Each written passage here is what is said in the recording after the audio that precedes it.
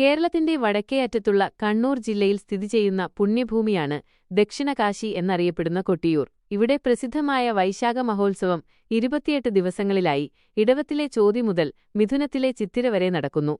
ഇടവച്ചോതിക്ക് മുതിരേരിക്കാവിൽ നിന്ന് മുതിരേരിവാൾ കൊണ്ടുവരുമ്പോൾ തന്ത്രി ശിവലിംഗം തുളസിയിലയിട്ട് മൂടി പടിയിറങ്ങുന്നു. അതോടെ മുതിരേരി ക്ഷേത്രം അടയ്ക്കുകയും വാൾ ഇക്കരെ കൊട്ടിയൂരിൽ എത്തിക്കുകയും ചെയ്യും. വടക്ക് ഭാഗത്തുള്ള അക്കരെ കൊട്ടിയൂർ ക്ഷേത്രം ഉത്സവകാലത്ത് മാത്രമാണ് നിർമ്മിക്കുന്നത്. 28 ദിവസത്തെ ഉത്സവകാലത്ത് പൂജകൾ നടക്കുന്നത് അക്കരെ കൊട്ടിയൂരിലാണ്.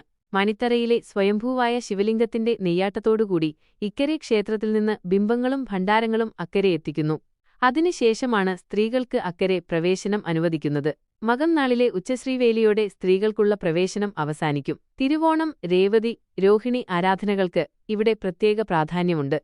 സതീദേവി ജീവത്യാഗം ചെയ്ത സ്ഥലത്തെ അമ്മാറക്കൽത്തറ എന്നും പ്രദക്ഷിണ വഴിയെ തിരുവഞ്ചിറ എന്നും അറിയപ്പെടുന്നു. ഇളനീരാട്ടാണ് ഇവിടുത്തെ പ്രധാന വഴിപാട്. ഇളനീരാട്ടോടെ ഉത്സവം അവസാനിക്കുന്നു.